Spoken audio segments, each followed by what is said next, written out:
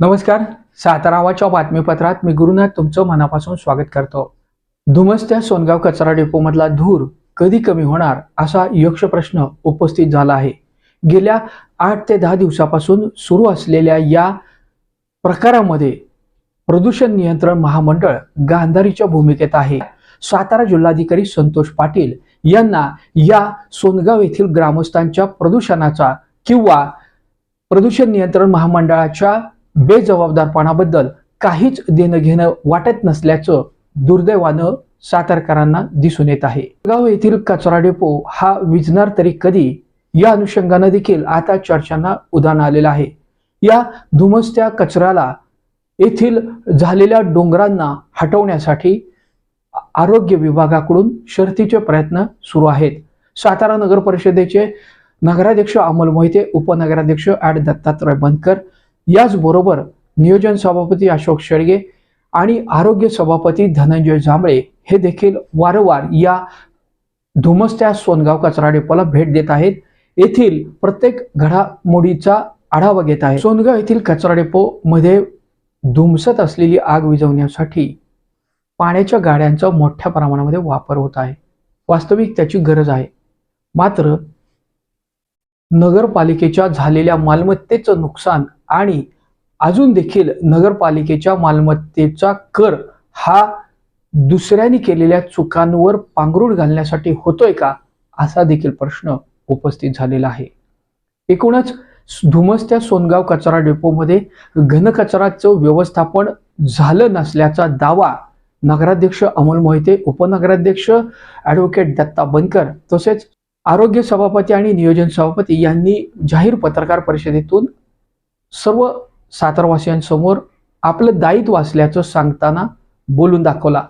मात्र ज्या नगरपालिकेचा राज्यात डंका झाला, या माझी वसुंधरा अभियानाअंतर्गत राज्यामध्ये प्रथम पुरस्कारानं गौरवण्यात आलं. याच सातारा नगर परिषदेच्या या संबंधित ठेकेदाराच्या बेजबाबदारपणामुळे भविष्यात अशा पद्धतीचे पुरस्कार साताराला देण्यात येतील का, असा देखील यक्ष प्रश्न या घटनेमुळे अधोरेखित होत आहे. या घटनेनंतर येथील मक्तेदारी, ठेकेदारी ही बदलण्याच्या हालचालींना वेग आलेला आहे. संबंधित ठेकेदारावरती गुन्हा दाखल झालेला आहे. मात्र या घटनेमुळे पालिकेच्या झालेल्या नुकसानीची भरपाई मिळणार का, यातून सातारा नगर परिषद बोध घेणार का आणि पुन्हा एकदा या सोनगाव येथील कचरा डेपोमध्ये असेच कचऱ्याचे डोंगर उभे राहणार का, हा देखील प्रश्न उपस्थित झालेला आहे.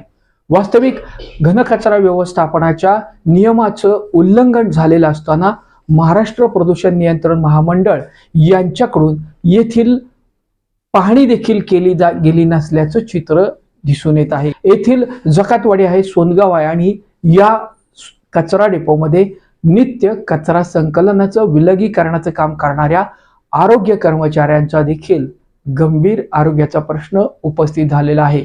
याचे दूरगामी परिणाम निश्चितच त्यांच्या आरोग्यावर होणार आहेत. सध्या तेरी बी चूप मेरी बी चूप असाच प्रकार इथं पाहायला मिळत आहे. या सर्व प्रकाराचं दायित्व असलेले मुख्याधिकारी अभिजित बापट खऱ्या अर्थानं त्यांच्या कार्यकाळामध्ये या सर्व घटना घडामोडी घडत आलेल्या आहेत.